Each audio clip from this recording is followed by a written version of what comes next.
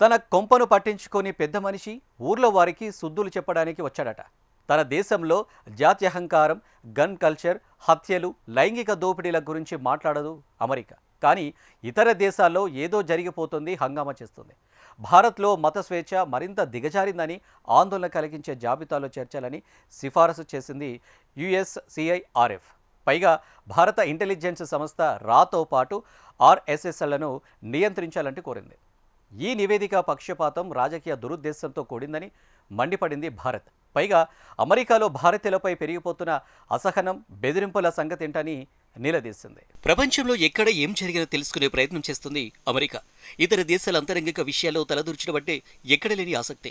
ప్రతి దేశంపై డేగ కళ్ళతో నిఘా పెడుతుంది. తనకు గిట్టని దేశం మీద దౌర్జన్యానికి దిగైనా దారికి తెచ్చుకోవడం ఆ దేశానికి కొత్తేమీ కాదని చరిత్ర చెబుతుంది. ఎన్జిఓల ముసుగులో అమెరికా నుండి నిధులు పొందుతూ ఆ దేశానికి ఏజెంట్లుగా పనిచేస్తున్న ప్రపంచవ్యాప్తంగా అనేక దేశాలలో ఉన్న ఎన్నో సంస్థలు ఇలాంటి ఫిర్యాదులకు మోస్తుంటాయి. ప్రపంచానికి పెద్దనలా ప్రచారం పొందిన అమెరికా ప్రభుత్వం ప్రతి ఏటా అంతర్జాతీయ మత స్వేచ్ఛ, ఇంటర్నేషనల్ రిలీజియస్ ఫ్రీడమ్ పేరుతో నివేదికను విడుదల చేస్తూ ఉంటుంది. వివిధ దేశాల్లోని మత ఘర్షణలకు సంబంధించిన సమాచారాన్ని అందులో పొందుపరుస్తూ ఉంటారు. దీనికి సంబంధించిన తాజా నివేదిక ఎప్పటిలాగే భారత్లో మత స్వేచ్ఛ కరువైందంటూ విషం కక్కింది. అమెరికా ఫెడరల్ ప్రభుత్వం కమిషన్ యుఎస్సిఐఆర్ఎఫ్ వివిధ దేశాల్లో మైనార్టీలు, వారి మత విశ్వాసాలపై జరుగుతున్న దాడుల గురించి ప్రస్తావిస్తూ ఓ నివేదికను రూపొందిస్తుంది. ప్రతి సంవత్సరం మన దేశం మీద ఏదో ఒక నింద వేయడం దీనికి ఆనవాయితీ. ఎప్పటిలాగే తాజా వార్షిక నివేదికలో భారత్ మీద తన అక్కస్సు ప్రదర్శించింది. 2025 సంవత్సరంలో భారత్లో మత స్వేచ్ఛ పరిస్థితులు మరింత దిగజారుతున్నాయని అందులో ఆరోపణలు చేసింది. మన దేశాన్ని ఆందోళన కలిగించే సిపిసి జాబితాలో చేర్చాలని అమెరికా ప్రభుత్వానికి సిఫారసు చేసింది. మత స్వేచ్ఛ ఉల్లంఘనలకు బాధ్యత వహిస్తున్న, సహకరిస్తున్న వ్యక్తులు, సంస్థలపై లక్షిత ఆంక్షలు విధించాలని కోరింది. ఇందులో భారత్ ప్రభుత్వం నిఘా సంస్థ research and analysis wing, Rashtriya Swayamsevak Sangh మీద నిందలు వేసింది.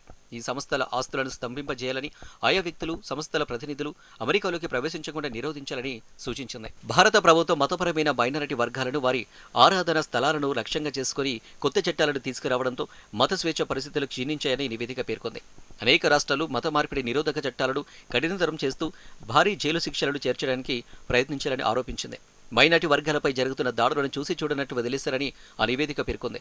పెహల్గాంలో గత ఏడాది ఏప్రిల్ 22న పర్యాటకులపై జరిగిన ఉగ్రదాడిని కూడా నివేదిక ప్రస్తావించింది. ముస్లిం మెజారిటీ ఉన్న కశ్మీర్ భూభాగంలో ముగ్గురు ముష్కరులు ప్రధానంగా హిందూ పర్యాటకులపై జరిపిన ఈ దాడిలో 26 మంది ప్రాణాలు కోల్పోయారని పేర్కొంది. దుండగులు బాధితులను ఇస్లామిక్ కల్మా పఠించమని చెప్పారు. అలా చేయలేని వారిని చంపేశారు. ఈ దాడి భారత్, పాకిస్తాన్ మధ్య 5 రోజుల ఘర్షణలకు దారితీసింది. భారత్లో ముస్లిం వ్యతిరేక భావజాలాన్ని, దాడులను తీవ్రతరం చేసిందని ఆ నివేదిక వెల్లడించింది. భారత్కు ఇచ్చే భవిష్యత్తు భద్రతా సాయం, ద్వైపాక్షిక వాణిజ్య విధానాలను, అక్కడి మత స్వేచ్ఛ మెరుగుదలతో యుఎస్సిఐఆర్ఎఫ్ నివేదిక సూచించింది. భారత ప్రభుత్వం చేస్తున్న అంతర్జాతీయ అణచివేత చర్యలపై వార్షిక నివేదికను సమర్పించేలా ట్రాన్స్నేషనల్ రిపరేషన్ రిపోర్టింగ్ యాక్ట్ ఆఫ్ 2024ను మళ్లీ ప్రవేశపెట్టి ఆమోదించాలని అమెరికా కాంగ్రెస్ను కోరింది. ఈ సందర్భంగా యుఎస్సిఐఆర్ఎఫ్ కమిషన్ చైర్పర్సన్ విక్కీ హార్జర్లో మాట్లాడుతూ చైనా చర్చి సభ్యులను అరెస్టు చేస్తోంది. భారత్, పాకిస్తాన్లో మూకదాడులు పెరిగి మైనార్టీల ఇళ్లు, ఆస్తులపై దాడులు జరుగుతున్నాయి. బర్మా సైన్యం ఆరాధన స్థలాలపై బాంబులు వేస్తుంది. తజికిస్తాన్ తల్లిదండ్రులకు తమ పిల్లలకు విశ్వాసం గురించి బోధించే హక్కును నిరాకరిస్తుంది అని వ్యాఖ్యానించారు. అనేక దేశాల ప్రజలు అన్యాయమైన చట్టాలు, వివక్ష, వేధింపులు, హింస కారణంగా మత స్వేచ్ఛను కోల్పోతున్నారని ఆరోపించారు. భారత్లో మత స్వేచ్ఛకు సంబంధించి అమెరికాలోని యుఎస్సిఐఆర్ఎఫ్ కమిషన్ రిపోర్టుపై భారత్ ఘాటుగా స్పందించింది. దీనిపై భారత విదేశాంగ శాఖ అధికార ప్రతినిధి రణధీర్ జైస్వాల్ బదులిచ్చారు. అంతర్జాతీయ మత స్వేచ్ఛపై అమెరికా కమిషన్ భారత్ మీద చేసిన వ్యాఖ్యలను పూర్తిగా తిరస్కరిస్తున్నట్లు ప్రకటించారు. ఇది భారత్పై పక్షపాతంతో, రాజకీయ ప్రేరేపితంగా ఉన్నాయని ఆరోపించారు. యుఎస్సిఐఆర్ఎఫ్ కొన్నేళ్లుగా భారత్పై వక్రీకరించిన, ఎంచుకున్న అంశాలను మాత్రమే ప్రదర్శిస్తుంది. వాస్తవాలన్న సందేహాస్పద కథనాలే ఎక్కువగా ఉన్నాయని విమర్శించారు. పదే పదే ఇలాంటి తప్పుడు నివేదికలు కమిషన్ విశ్వసనీయతను దెబ్బతీస్తాయి. భారతదేశంపై ఇలాంటి విమర్శలు చేసే బదులు అమెరికాలో హిందూ దేవాలయాలపై జరుగుతున్న దాడులను గుర్తించడం మంచిదని సూచించారు. అమెరికాలో హిందూ దేవాలయాలపై, అక్కడ నివసిస్తున్న భారతీయులపై జరుగుతున్న దాడులు, అసహనం, బెదిరింపులపై యుఎస్సిఐఆర్ఎఫ్ ఆలోచించాలని హితవు పలికారు జైస్వాల్.